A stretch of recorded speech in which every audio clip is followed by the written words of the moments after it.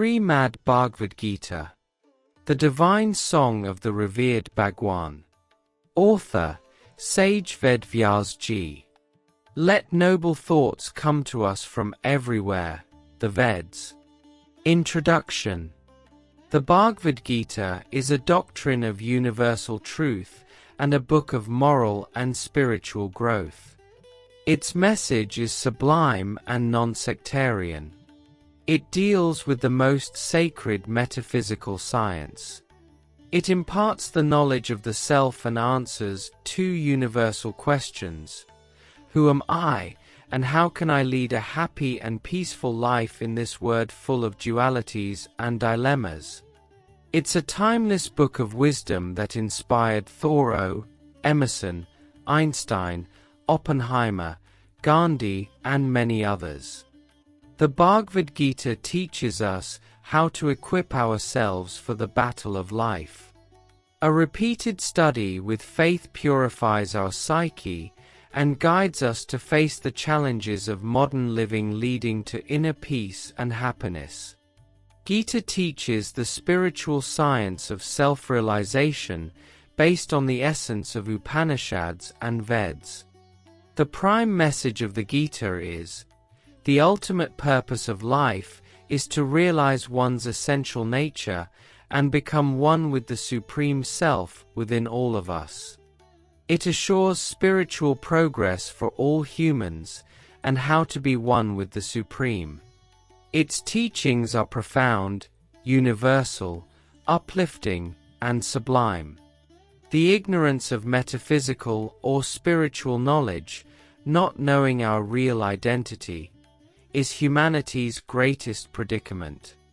It is said that there is no human mind that cannot be purified by a repeated study of the Gita. Gita explains the basic principles of spiritual science using Sanskrit poetry in a very clear and inspiring manner. Sacred relationship between the Creator and the creation is well established in the Gita.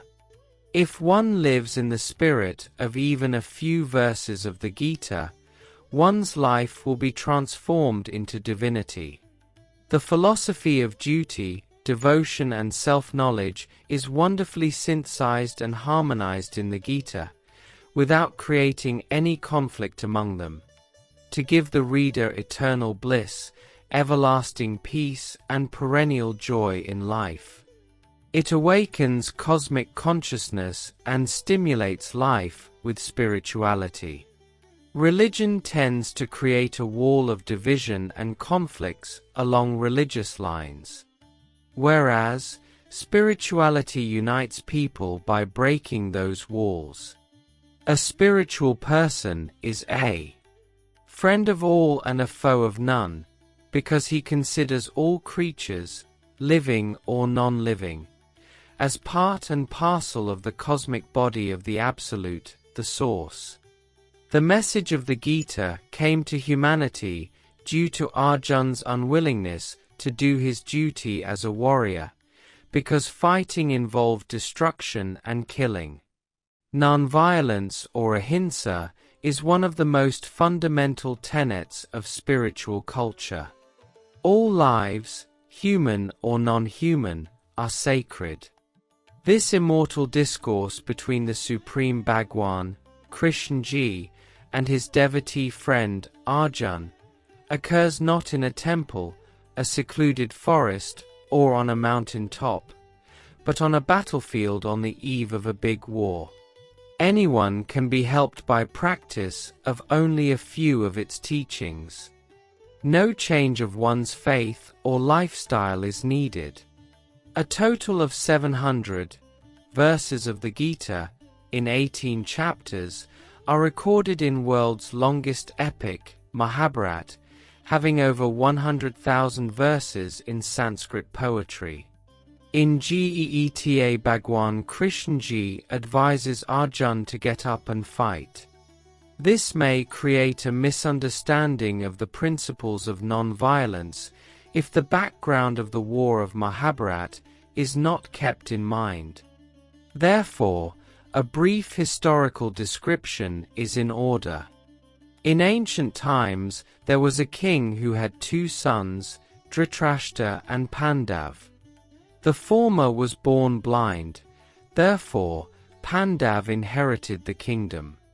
Pandav had 5 sons. They were called the Pandavs. Dhritarashtra had 100 sons. They were called the Kauravs. Duryodhan was the eldest of the Kauravs. After the death of King Pandav, the eldest son of Pandav became the lawful king. Duryodhan was a very jealous person. He also wanted the kingdom. The kingdom was divided into 2 halves between the Pandavs and the Kauravs. Duryodhan was not satisfied with his share of the kingdom. He wanted the entire kingdom for himself. He unsuccessfully planned several foul plays to kill the Pandavs and take away their kingdom also. He unlawfully took possession of the entire kingdom of the Pandavs and refused to give back even an acre of land without a war. All mediation by Bhagwan Krishna Ji and others failed. The big war of Mahabharat was thus inevitable. The Pandavas were unwilling participants.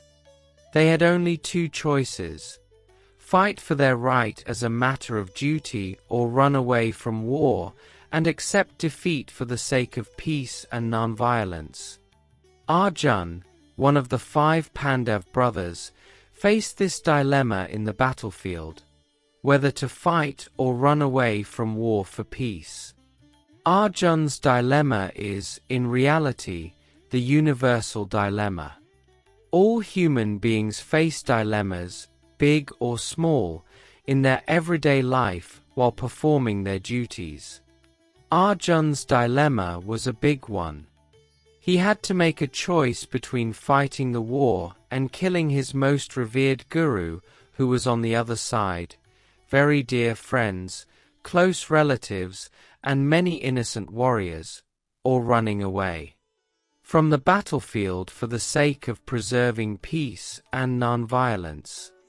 The entire 700 verses of the Bhagavad Gita are a discourse between Bhagwan Krishna Ji and the confused Arjun on the battlefield Kurukshetra near New Delhi, India, 5,164 years ago. This discourse was narrated to the blind king, Dhritarashtra, by his charioteer, Sanjay, as an eyewitness war report. The word Bhagavad means the supreme being, God, or apex god in Sanskrit. Gita means a song. Thus, Bhagavad Gita means the song of God or the celestial song, because it was sung by Bhagwan Krishna Ji, an incarnation of God himself.